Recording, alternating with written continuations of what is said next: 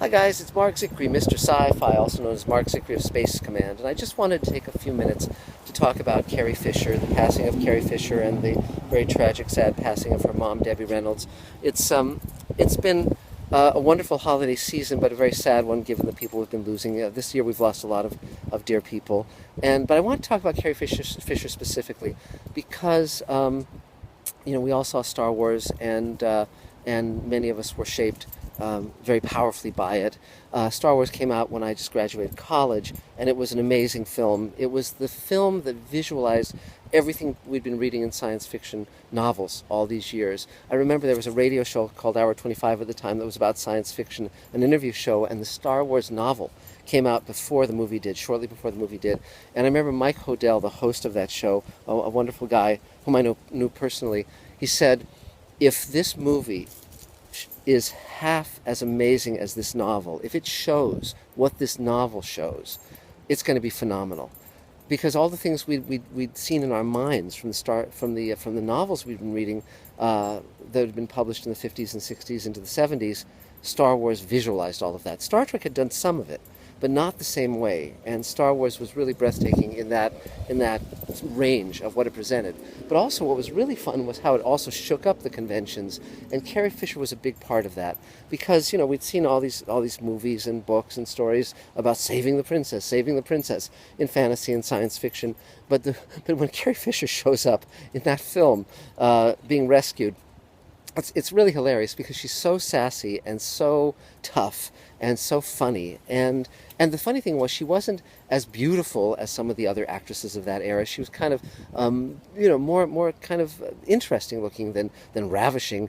But she was very, very fun. And when she's, talking back to Luke and talking back to Han, we just saw, there's this thing that you can never be sure you have until it's there, and then it's magic. And of course, that's chemistry. And she had it with her two co-stars. And I'm so glad that JJ did Star Wars right last year. For all of the flaws of that film, the one big right decision was to bring back Han Solo, Luke Skywalker, and Princess Leia. And I'm really glad that Carrie Fisher got to be in that movie. And we got to see how that character becomes a leader.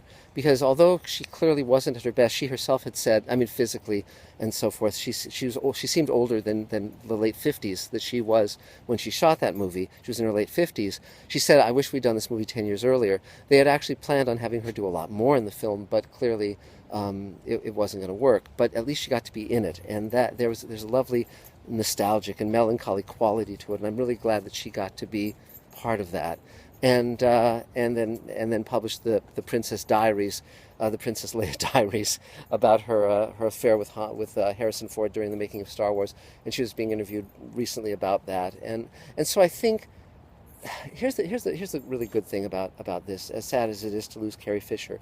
When Rod Serling died at age 50, he didn't know what he had accomplished. In his last interview, the journalist asked him, do you think that your work will stand the test of time? And Rod said, the great writing, good writing, like fine wine, has to age well with time. My work has been momentarily adequate. So he thought he had failed. And if he had only lived another 20 years, 30 years, 40 years, he would have known that he had created something that was enormously important. But he didn't get to know that, sadly.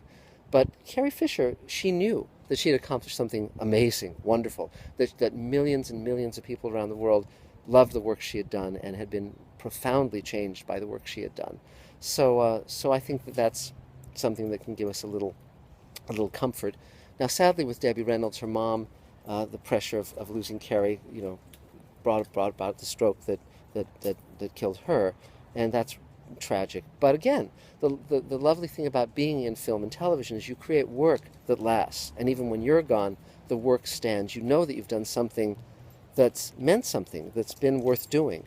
And interestingly enough, we talk, Mr. Sci-Fi, we talk about science fiction, and you say, well, Debbie Reynolds, what science fiction did she do? Well, the funny thing is, my dear friend and mentor Ray Bradbury, he held that one of the greatest science fiction films of all was Singin' in the Rain, because Ray's definition was that science fiction was fictional stories that that comment on the impact of technology on our world and on us. And Singing in the Rain is about the talkies coming in and how that changes everything. Now, I don't actually agree with Ray. I don't think Singing in the Rain, as wonderful a movie as it is a science fiction movie by any stretch of the imagination, except for Ray's. But given Ray's definition, you could say that Carrie Fisher and Debbie Reynolds were in two of the greatest science fiction movies of all time. And I think that's not a bad thing to say to mark this occasion. But again, I just wanted to comment a little on Carrie Fisher. And I was there in '77 when the film came out, and I do remember that when she came on screen, when she was, so ballsy, so funny, so tough, so interesting, so different, that she really, really stood out and really left a mark. And I think that there was a quality of liberation, of women's liberation in her role. The fact that a woman didn't have to be subservient, a woman did not have to be a wilting flower, a woman did not have to be even particularly charming, though she had great charm in her way. So, but she didn't have to play up to a man. I remember when I was talking to Mira Furlan about casting her in Space Command, I said, I don't know much about this character yet, but she won't be defined by a man. And Mira, of course, was aboard for that, as am I. And strong women are terrific, and strong women who are on their own people are terrific. And so I'm glad that Carrie Fisher got to create one of the great, strong women roles in the history of film. So really, that's about it. It's a sad time, but also an amazing time. But we can all remember Carrie Fisher, and even in the new Star Wars film, there's a little tip of the hat to her.